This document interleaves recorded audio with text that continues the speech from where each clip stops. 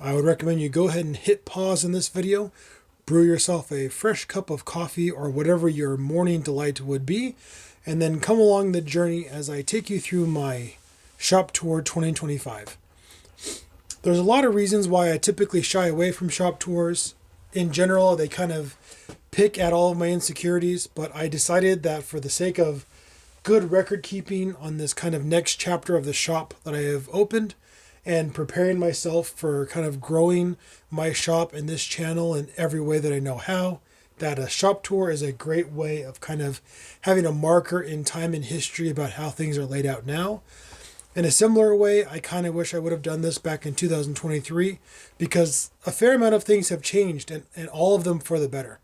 I've learned a lot in the last, I would say 2 to 3 years, and a lot of that is reflected in the way that I have the shop tour and have the shop laid out. But that's okay. There's no better time to start than now. So sit back, relax, enjoy your particular cup of whatever that you want to enjoy, and let's take you through the big shop, and then I'll take you through the small shop, and then we'll talk a little bit about the room the wood stove is in. So as general layout, the first thing to understand is that this barn is about 200 years old. The house that we live in and this barn were built back in the 1830s or 40s, so maybe not quite 200 years old, but pretty old. There's been several families that have owned this property before us, so there's some plumbing that's been routed to this building, and there's obviously electricity that's been run here. There's a lot of insulation in here, so the barn itself is actually in pretty wonderful shape considering its age. And we bought this property specifically because I had an outbuilding with which I could build my shop in. There's this floor, and then there's the floor above me, and one of the first challenges actually is the ceiling height. So I am 6 feet tall. The ceilings are maybe about 6'8". I can very easily reach them and touch them. Causes me some issues with 2x4s and any other 8-foot length supplies, but I manage. I find a lot of other ways around getting long stock in here and moving it around, so that's okay. The floor plan of this is one large square. So we are on one side of it, then there's this little center portion, and then there's another side to the shop, another side to the building. It's not really a shop, it's where all the lumber storage is and some gardening storage and stuff like that. There's this side, and then in the center here, there is a kitchen and a stairwell that we're not going to talk about in this video. So although I'd like to give you the nickel tour, this is more like the 3-penny tour. The upstairs isn't very accessible and not accessible with anything worthwhile storage-wise. So there's really nothing upstairs that I can incorporate into my shop. There's only this very narrow spiral staircase that makes its way up there. Someday when things are more pulled together and in good repair, I'll show some of that. But really there's just kind of house storage up there. The room that we're in now, there's this blanket curtain that's a heat barrier just behind you. And then in front of you is about maybe a 30-foot by 12-foot space. Basically an extra long single-car garage is basically the shop that I'm able to work in. There's not very much ceiling storage, and then we'll go over kind of how I've filled this space out over the last few years. And then behind you is the hallway, I guess is the best way to call it, to that shop where the space where I keep lumber, long lumber, gardening supplies, odds and ends, air conditioners, stuff like that. So all in all, it's like one large square with a staircase and kitchen area in the middle. We're in the larger section part of this square, and then there's a smaller part of the square that is the hallway and the place where we keep other storage. This is the active part of the shop. So we'll go side by side, and if you have questions for this, I would love questions because I'm sure there's going to be things that I gloss over, and you can put those in the comments below. And as I do videos, I'm going to do everything that I can to grab those questions, the respectful ones, the meaningful ones, and reply to those in my next video so that there's always kind of a good interaction as best as I can possibly keep up with the videos. So turning this way, pardon the shakiness. One of the things on my filming to-do list is to try to shroud these lights better. But at the moment, this is what I got. I'm hoping my phone camera corrects it as best as I can, but we'll see. Oh. It's fascinating that the light kind of goes through my hair a little bit. There is multiple cameras facing, so I bet you one camera is picking a slightly different angle than the other. But on this side is my metal pegboard, the drill press, an improvised camera stand I use for overhead shots, and then the rest of the tool wall, and we'll get into that separately. But the first thing I wanted to talk about is actually, see, here's the blanket wall I just told you about. This just separates us from the double swinging door that leads out to my yard. So this stack of drawers, is really just where I keep odds and ends. I love these little containers that you can get from like the dollar store or like a Staples. This is filled with brass rod that I use to actually fill the wormholes in a Purple Heart slab that I'm trying to prepare for a coffee table. Other odds and ends, random inserts, random assortment of screws. So if it's random and necessary, fuses, putty knives. If it's random and necessary, like I don't want to lose track of it in a large coffee tin of hardware, it goes in these shelves in a specified order. There's glues, some solvents, cleaning supplies, Scotch-Brite, random assorted hardwares. There's a method to all of this, but I haven't gotten around to labels yet. But I do keep myself pretty disciplined on how I stack all of these. And on top of this are my most used router bits and all of the accessories I need for my drill press, because I use my drill press a lot more than I use some of the other benchtop machines. So the drill press gets itself a permanent place on my workbench. Drill press I've had for a long time. If you are just looking to ratchet up and take the next step in some of your woodworking, there's a lot of drill presses out there. I've had this for, I think I had this in the old shop, so almost 10 years.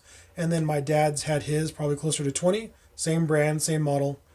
And I think they're good. There's a little bit of run out, but not so much that for 99% of even some fine woodworking, you would notice the run out. So considering the price compared to a lot of other tools, it's really served me well. And I use it pretty often. The average across a year might be once a week, although I don't necessarily use it once a week, but the average across the year would be. I don't use the metal pegboard as much as I'd like to. I think it's a great system because it's pegboard and the metal slots. I think the company's called Wall Storage or Wall something, but I've got 2 more panels. I really want to use it. I love that it can have magnet hooks on it, but I haven't found the right orientation yet for this shop. I do kind of want to make better dividers for this large opening and the next. Maybe I use it there, but until I really have an idea that I think will work, it's going to stay there for now. I used it at the beginning, early stages of the shop. It was okay, but I outgrew it pretty quickly. So this lives here for when I do direct overhead shots I haven't done in a while. I just don't have a better place to put it that I want to be careful not to ruin the armature or bend any of the aluminum armature that's for this. My detail sander. And then my hand saws get hung up here because I noticed that I almost never store anything around the head of the drill press. This used to be about a foot to the left. And it became a place where I can hang the saws where the teeth don't get damaged. So those have been there for a while. One of the things I learned in the last couple of years. So hopefully you don't get seasick or motion sick. Here's the tool wall. I'll put some better close-ups of the tool wall. Putting my chisels on a metal hanger has been key to me keeping them sharp and in better condition.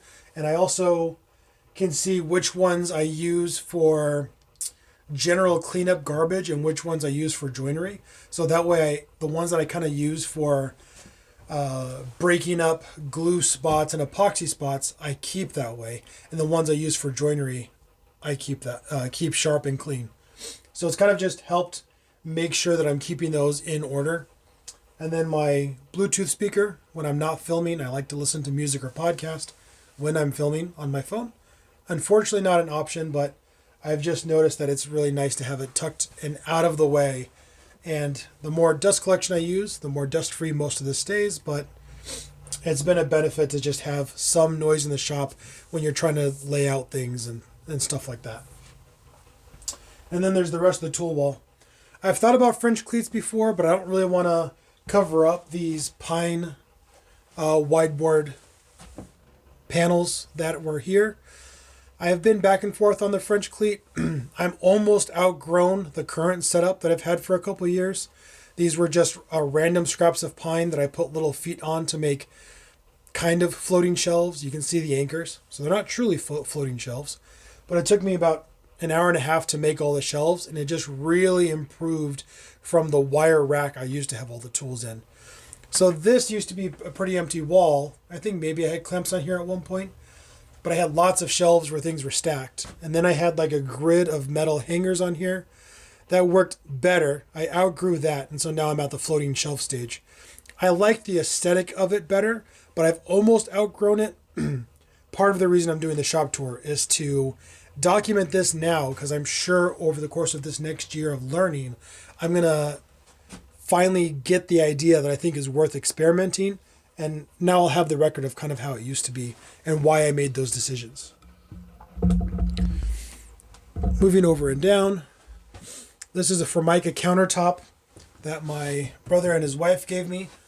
They were used to use it as an office desk, so it was in wonderful condition, almost no scrapes or scratches or anything like that, and it's very flat. So anytime I have to sand something flat or check something that's flat, although not as flat as maybe a inspection granite surface, it's flat enough for a lot of the things that I do, checking square, checking flatness, that it's really been a benefit. So although there's things on here that I keep for storage, I keep it relatively clean and relatively dust free, so that I always have a flat surface that I can go check something on.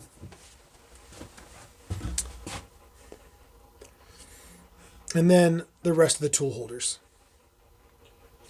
Below the Formica countertop is an auxiliary air tank. My sled, because I've been using this sled a little bit more often, it's lived here. And then I've got a lot of things I need to keep dust free or separate that are kind of specialty wrenches, ratchets, tools, Dremel, things like that. They're on a little mobile cart here, mostly because I need to keep them in a place where I can find them, but I haven't found a great permanent home for them yet. So a lot of this is storage that I need access to often enough that it needs to stay within arm's reach. I have shop air here. I like having shop air. One of the greatest improvements I made in the last few years was running a heavy duty compressor line from my compressor in the storage room into here. And I really only use the shop air to blow out projects and blow things off. But every once in a while I'm using the pin nailer or the D-nailer, things like that. Very few air tools that I actually use on a daily basis. Being able to have a little bit of shop air has just been a wonderful, wonderful improvement and just keeps things a little bit neater. And then I also have retractable power right here. Retractable power has been awesome. This old barn has outlets in really weird places because it wasn't the most recent owner that did the electrical in here. It was quite a while ago, and it's an updated electrical system, but their choices for outlet locations was a little bizarre. Probably driven by the architecture of the building as opposed to it being, of ease of use, but you got to work with what you have. So let's go over the rest of the shop here. So this shop is built as a U configuration. So this is a U.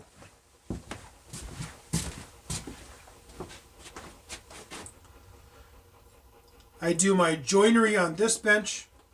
I'll do holding, like whip projects, things that need to stay flat or clean or I'll check for flat, or just have tools accessible on this counter. It's more of a counter. Joinery on this workbench, and then typically sanding and assembly on this table. This was a table made out of all the scraps from the cutting boards I made between like 2015 to like 2018. So 3 years worth of cutting board scraps are on that table. Didn't really fit in our house when we moved. It kicked around for quite a while. I would like to do something sentimental with it at some point, but for now it's a wonderfully flat and aesthetically pleasing place to work. So let's cover the other side of the shop now. So this again is the corner of the little blanket. This is a South Bend lathe. I got at an estate sale for cheaper than the scrap value of the lathe itself. This came with a whole bunch of other tools that need restoration. This itself is in working order. Everything turns and spins, and I try to keep up with making sure it stays relatively dust-free and clean. Even when I cover it, it seems that it just somehow attracts dust. But this needs to be torn down and reassembled at some point. I'm really looking forward to it. I used to work with machine tools back in college, and this was an incredibly exciting thing to find. For like $200, it came with a lot, meaning a space lot of tools from this estate sale auction company. I kind of didn't really realize what I was buying until afterwards, and I loaded up my wife's Chevy Sonic with a mortising press, an actual die press, this lathe, a whole bunch of accessories, but they didn't sell it with the countershaft motor assembly. I didn't know that at the time because you only get like one picture of what it is. So that was a bit of a shame. I've been searching for one. They're relatively expensive on eBay and unfortunately just not on the priority list at the moment. But it has a dedicated level square spot to live, and then someday this will be up and running and I'll be really excited about that. This is the doorway to that center part of the square as I was describing in the layout. And then as much as I try to keep tools on the other side of the shop, I try to keep accessories, hardware, clamps, small parts, and then unused tools on this side. So when I'm inside the U, I want as much access to as tools that I use all the time as possible. When I'm outside the U is only when I have to go get something to assemble the project or a tool I don't use very often. So over the course of about 5 years, I would buy maybe 1 or 2 of these, every few months of these assembly containers from Husky. I think they're great. I think they're a wonderful size, but I've been down this small parts organizer before, and I feel like every time I get a couple, they change the design on me, and the new design does not nest within the old design. Very frustrating when you're trying to plan for a small parts cabinet.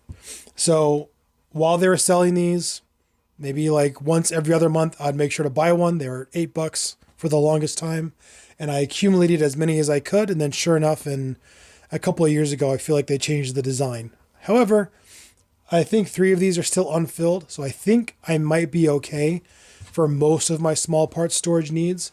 But at the moment, I don't have a cabinet for them yet. But since I keep a pretty good, clean workbench policy, it's been very easy so far.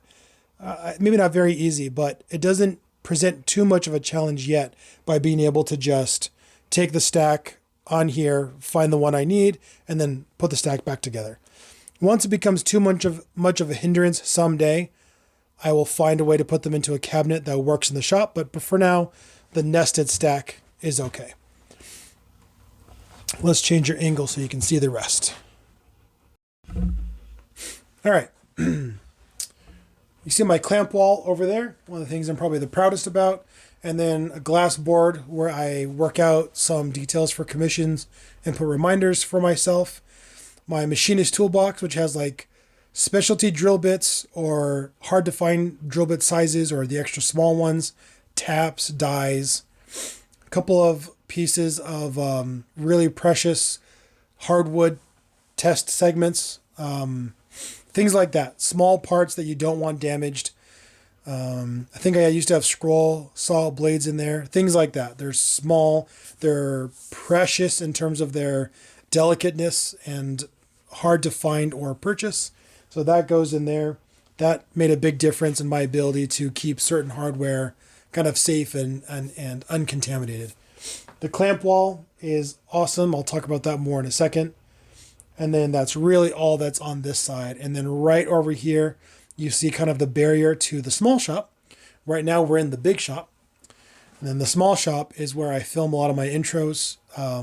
I kind of create a dedicated space there for junk storage, meaning all of those cans, bottles, tools, hand tools, knickknacks that you might need in the shop at some point that you just don't use every day are all in an array of milk crates that I got over there.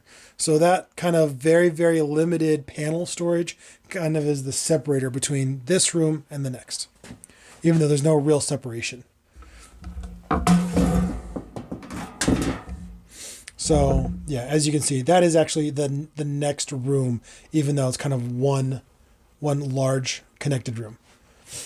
And then various parts of the ceiling are either not in kind of walking risk orientation. And so I've got some finished cans and things that I typically want to keep out of the way and away from being knocked over up in this edge of the rafter. So now that we're closer, let's talk about the tool wall a little bit more. I used to have a lot of things in a single wire rack shelf. So you just stack things on top of things inside of a wire rack shelf, because they really only sell those things with a few shelves, expecting you're going to use it for storage. But when you use it for tools, you run out of space surprisingly fast. So I just made these out of some recycled pine that I did not have any other use for, and some hardwood brackets. I made a little rabbet, the exact width of the scrap pieces of hardwood that I had, and then they're not exactly floating shelves, they're fake floating shelves, but it was enough for me to be able to place all of my most used tools here, and with a little bit of space left over, and obviously the little bit of space left over, I have a couple of random pieces of shop knickknack that I need every once in a while that I don't want to lose in a drawer.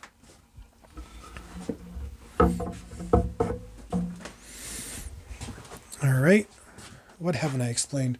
Below the table, and just so I sneak speak, below the table is where some buckets live and where my thickness planer live. The thickness planer and the chop saw both have a similar use frequency. I don't use them very often. Because I don't use them very often, they don't get a dedicated space on the counter. If I use them every other time I'm in the shop, they'd find a dedicated space.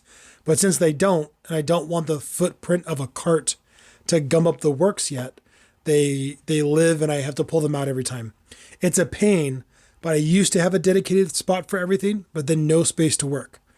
So I had to really figure out, when do I want something permanent like the drill press versus when do I want something that I only pull out when I need it. And although things may change, that's how the which tools get dedicated space kind of decision-making process went. So we're going to move you guys.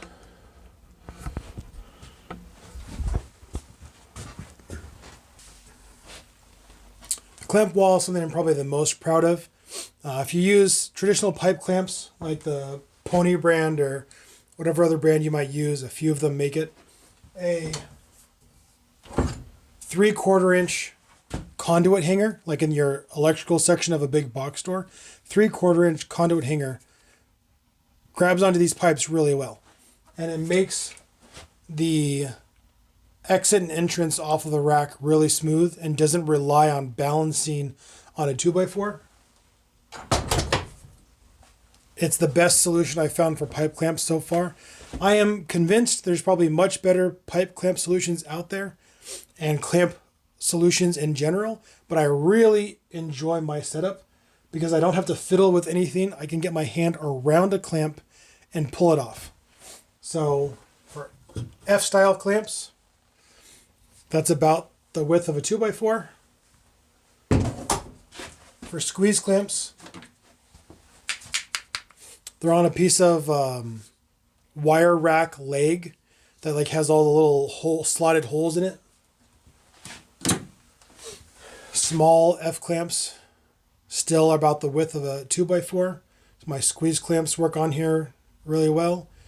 Even these kind of parallel mimicry, I'm not sure what they're called, but these aluminum parallel clamps work really well. The only thing where I had to come up with something a little bit more creative is for these really large K-style clamps. If I get the names of the clamps wrong, it's only because it's cold and late and I forgot them. But I think these are called K-clamps or bar clamps. I think they're also called parallel jaw clamps. Parallel jaw clamp might be what this is, and a K-clamp might be this without the flat part that makes them parallel. I'm not sure, but these are 4 feet long. They're really heavy, surprisingly heavy, maybe 15 to 20 pounds. I had to create a plywood L to screw into the wall with some pretty heavy anchors with a little stop on the end so that they don't fall off. I don't think they'd fall off anyway, but I don't like the idea with something quite so heavy being able to slide off. Every time I look at this was like the turning point in my craftsman career. I did this a couple of years ago. Basically, no longer was I going to have just disorganized clamps. Someone's going to be able to see my clamp wall and go like, oh, if they take care of their clamps, they take care of the other stuff. And that was maybe 2 years ago. And ever since, I have been just on this journey that when I kind of finally solve a shop infrastructure problem, I try to implement it. Because not every solution has worked, and I'd get really discouraged. But the last 2 years, I would implement a new idea. I would try it, and if it would work, I would celebrate. If it did not work, I would just say that was a part of the learning process. And so it's been a maturing journey for me. But the two things I want most out of what I'm doing is I want to create quality videos, and I want to create a quality signature that when someone sees a piece of woodworking that I've built, signed by, Nate from Young Man's Workshop, right? That's worth something. It means something. So it's not that way now, but a lot of what I've been doing in the shop the last 2 years has been really trying to march my way towards things have a place and there's a lot of intention, and it's as in clean and good order as I can get it for my skills and the landscape of my time and ability now. So I'm really proud of this. I'm restoring a really old cutting board, so those 3 clamps are missing, but conduit hangers, little plywood spacers, just so that the aluminum clamps don't wiggle.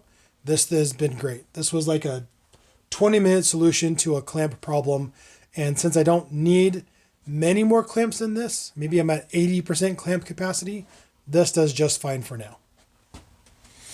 So now this is the big shop. Chips are cut here, things are sanded here, big work happens here. You saw the clamps, you saw the tools. This just covers up the 2 big double doors that go out to my yard.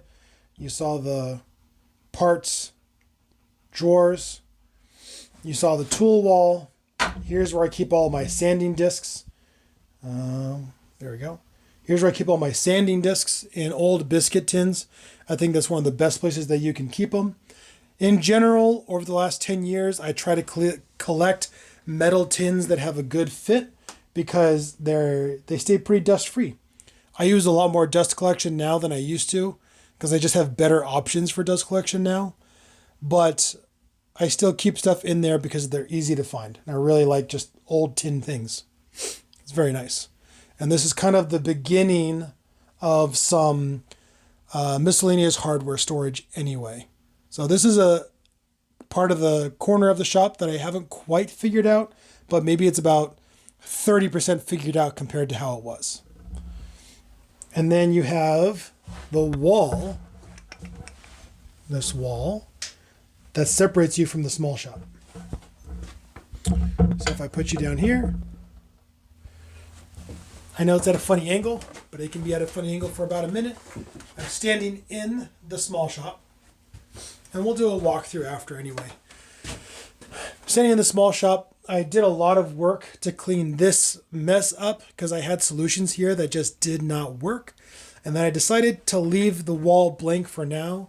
So I had a place where I could dedicate the wall to be a background when I film, even though I'm not dedicating the space to filming. I don't have enough space in the shop to dedicate to filming. So I have to find key spots in this shop where that's where I will film something where I'm talking when there's no action. So that way there's some consistency and a quality increase in my videos without having to give up space in the shop. So I'm sure there's going to end up being things hung on this wall that are of use that I require, but I wanted to leave it as blank as possible to treat that wall space a little bit more precious than I treat all of the other wall space. It's all precious, but since I really want to try to take a better quality stance on these videos, it becomes a little bit more precious on how I want to hang things on here for the betterment of consistency and viewership when I am just talking to the camera. There's a work table here. It's an old IKEA kitchen island that a friend gave me a long time ago. It's served as desk and workbench and all kinds of things. Pardon the mic. But it's just smaller than a contractor bag that's split in half, which is perfect because that way I can hang a blanket here, especially if something's pretty dusty, and then I can actually use this as a makeshift clean room. I've done it once before when I had a terrible layout in here, but now that I've improved the layout, I want to be able to put a blanket here to both help with heat if I only want to run the wood stove on low to keep finish in here warm enough to cure, or things like that. So that's one of the near-term projects, is to find a way to hang a curtain or a blanket here so that it's easy to function with, to change the dynamics of the shop. But for now, because I am using the shop vac a lot more when I sand and when I use the other saws, it's okay for now, but it's on the short list to improve. I keep all my small parts organizers down there. So for the stack of Huskies that you saw, if I get a box of screws, a box of washers, a box of quarter 20 hardware, I want it to live in these larger containers. But I want to get like picture frame hardware or overflow of bits for my drills and drivers, or overflow from my, I'll go assemble a tool and there's little Allen keys, sets, or hardwares left over. That lives in these. Electrical connectors, compressor connectors, air hose fittings, right? All of that stuff lives in these dedicated spots. And as they get filled, I label them as best I can. I'm a little bit behind labeling from a few months ago when I did a big shop clean. So more of these are filled than they used to be. But in general, every couple of months, I have been really trying to do, okay, today's a shop infrastructure day. That's okay. I did a really big one in November, and then I really had to kind of focus on projects. I still need to focus on those projects, but once these are delivered and out the door, it'll be probably another round of shop infrastructure stuff. So if we turn just like a little bit,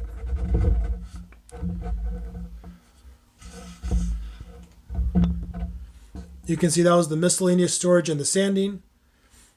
And then here's the wall. This is just where some beams are for the barn. And then where I'm filming, the storage. This back here, I'll flip sides, is just either small projects that I'm working on or product that has not sold. Cutting boards, candle holders, things that I gotta kind of figure out where and how to sell them. I've gone to a couple of small crafts fairs, and some of these are leftovers, or they're things that weren't quite done enough to take to those crafts fairs. So I got to figure out a way to sell these, because I am in a position where I need to cover the shop's expenses, and I'm playing chicken too much with the shop's expenses versus the time I get to dedicate to that. So we'll figure that out later. But I just want it separate from a lot of my other scrap wood so that it doesn't get dinged up and dented quite so much. And then here, there was a diner that was throwing out these milk crates because I guess a distributor changed, something changed, and nobody would take the crates back. And so I asked them if they were throwing them away, or I asked them like, hey, why are you throwing those away? They told me the story. I asked if I could take some. They said, go ahead and take some. And so now this solved the storage problem I was having, where you saw my blank filming wall. I had lots of singular things that didn't really fit in any other good category, and I wish I just had like a bank of shelves to put a couple things in each shelf. So this really unlocked my ability, another unlocking ability to film in here, because I need to be able to film as quickly and as efficiently as possible, because my job right now in the shop is to get things out the door. For friends, for family, for the couple of commissions that I have, things got to get out the door. But I also want to film because I miss it. And I think documenting the journey is important. So this was kind of the keystone, the linchpin. I'm sure there's no more appropriate metaphor. This was the turning point for me, as I finally had a way to free up all of the really bad garbage storage I had on the other side of the wall. And then this is what separates the room with the wood stove from this room. So if this whole thing is about 30 to 35 feet long and about 12 feet wide, if you can imagine an L, there's a little 12 foot by 12 foot, maybe 10 by 10 L, that is the room with the wood stove.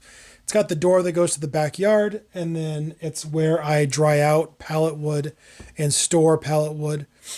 In the near future, I'm going to plug up the wall that goes between the wood stove room and this room that's in the middle, so that I can finally get all of my lumber storage in here where it stays warm and stays dry. And then I can finally have a wood shop that's all connected, and we can dedicate that space on the other side of the building to something worthwhile, as opposed to kind of storage that doesn't fit the space very well. So if we walk down here, you can just get a peek into this room. All the perspective of these things looks a little strange because there's not a lot of good walls in here to provide good perspective. So over here is a still working fireplace and chimney. I just don't use it because it's a wood shop. And although I have to have heat, I would really prefer that heat stay as contained as possible. This is the option that I have at the moment. There's better options that one day, as I grow all of this and maybe start a business, that I can improve the shop's environmental controls. But for now, the wood stove's been in here forever. They installed it well before I bought the place. And now that I actually know how to use it, it works pretty well. Without too much effort and about 2.5 hours of time, I can get the shop to a little bit over 60, even if it's like 10 degrees outside, like it is almost now. And I think the shop's at like 58 degrees, but I haven't really been trying to heat it that much. I just needed to do a few things in here today to prep for projects tomorrow, which is why I'm filming this, because I don't want to waste the heat. And now's the goodest time and the cleanest time as ever to do a shop tour. So the wood stove's over here. I keep all the firewood on the wall behind. That's what separates this room from that room. And then right there you can see the door that goes to the backyard. So this is a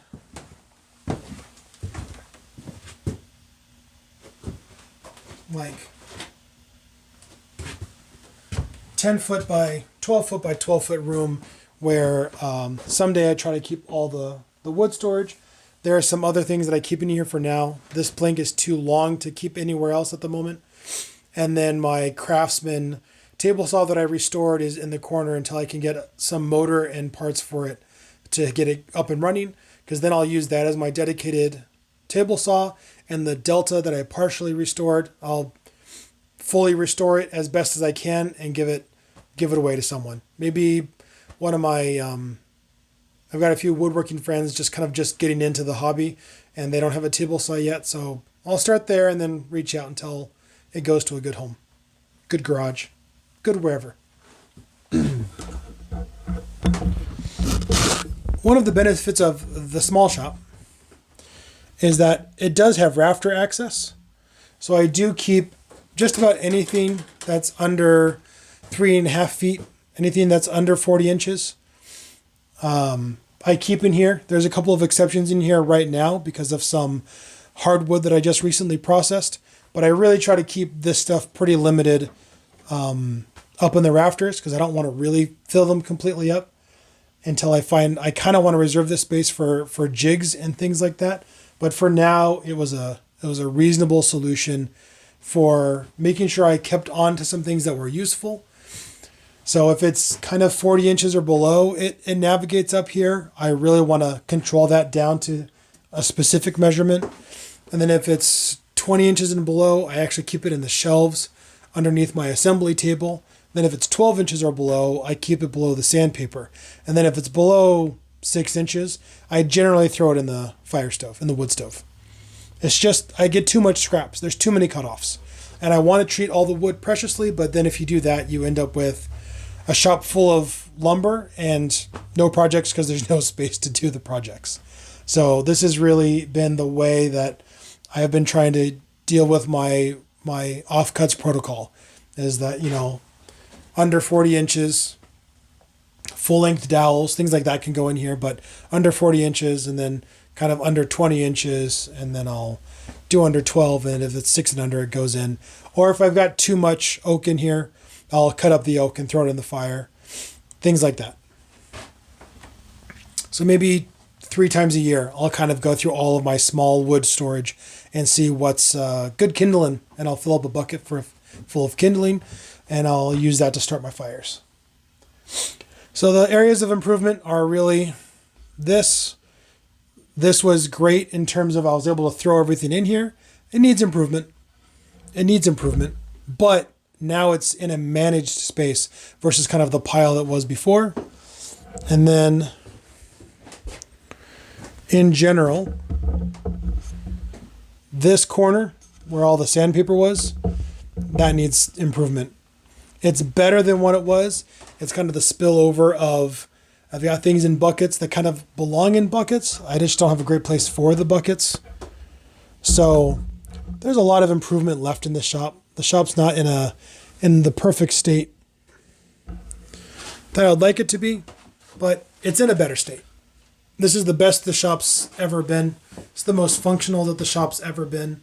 I'm really proud of where I've gotten the shop, because a couple of years ago I tried to make a table in here, and it really exposed shortcomings on me as a craftsman and shortcomings on my ability to plan a shop layout.